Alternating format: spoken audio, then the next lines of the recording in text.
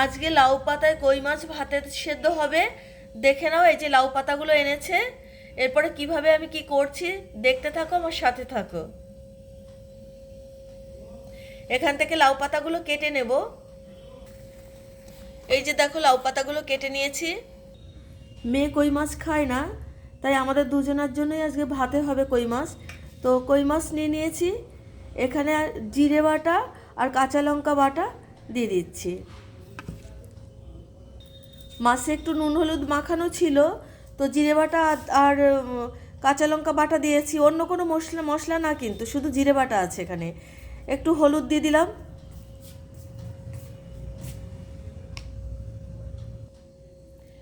একটু পরিমাণ মতো নুন দিয়ে দিলাম। এবার একটু সর্ষের তেল দিচ্ছি।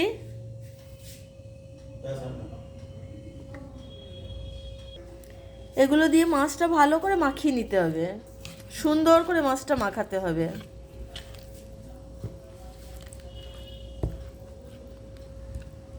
এবার লাউ পাতায় এই মাছটা বসিয়ে বেঁধে দিতে হবে। এই যে লাউ পাতাগুলো কেটে ধুয়ে রেখে দিয়েছি সাজিতে জল ঝরানোর জন্য। লাউ পাতাগুলো এইভাবে সাজিয়ে দিচ্ছি।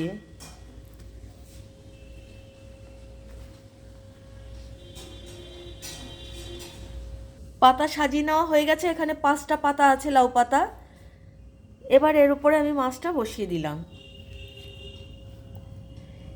এবার পাতাগুলো গুটিয়ে আমি সুতো দিয়ে বেঁধে দেব। দেখো, পাতা মুড়িয়ে মাছটা কি সুন্দর পাতায় বেঁধে দিয়ে, মানে সুতো দিয়ে বেঁধে দিয়েছি। এই যে এইভাবে সুতো দিয়ে বাঁধতে হবে, পুরো মুড়িয়ে মাছটাকে পুরো এর ভেতরে মুড়িয়ে পাতার মধ্যে। ব্যাস, এতে কিন্তু কোনো মশলা পড়লো না তেমন একটা, জিরে বাটা আর কাঁচা লঙ্কা বাটা, আর কিছুই না কিন্তু। এবার আমি চলো ভাতে সেদ্ধ দিয়ে দেবো। এই দেখো, ভাত উতরে গেছে। এবার এই জলেই আমি এগুলো দিয়ে দিচ্ছি। ভাতের রঙটা একটু যেহেতু পাতার রং আসবে সবুজ, তা ভাতের রঙটা একটু সবুজ সবুজ দেখতে হবে। তো অসুবিধা নেই, ভালো জিনিস খেতে গেলে তো একটু কালার অন্যরকম হবেই, কিছু করার নেই। তো আর নাহলে টেস্টি খাবার পাবো কি করে। তাই ভাতের কালারটা একটু নামানোর পর দেখাবো তোমাদের যে ভাতের কালারটা কেমন হয়ে গেছে।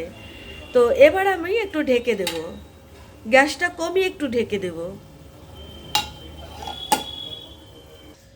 কই মাছ ভাতে সেদ্ধ হচ্ছে, আর তার ফাঁকে আমাদের মাটন কারি হয়ে গেল।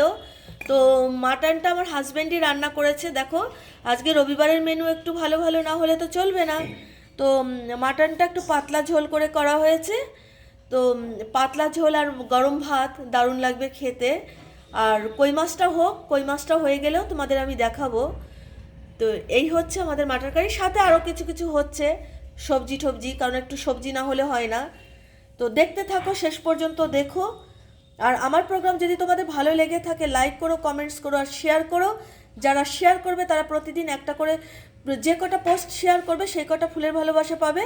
তবে এক একটা পোস্ট শেয়ার করলে একটা করে ফুলের ভালোবাসা তোমরা পাবে। তো দেখতে থাকো শেষ পর্যন্ত কই মাছ ভাতে সেদ্ধ কেমন হয়, সাথে থাকো। হয়ে গেলেই ভাতটা নামিয়েই তোমাদের কই মাছ ভাতে সেদ্ধ দেখিয়ে দেবো।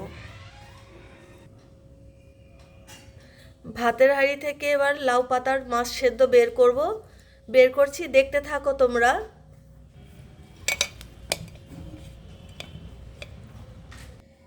এই যে মাছটা বের করে নিয়েছি। এবার দেখো, ওই যে সুতো রয়েছে না, এবার ওই সুতোটা ছাড়িয়ে নেব।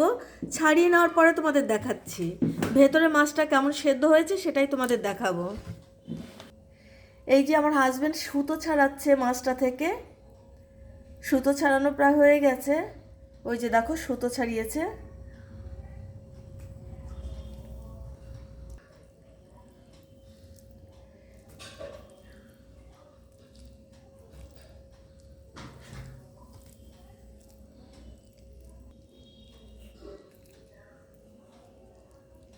ওই দেখো কেমন দেখতে হয়েছে, দেখো।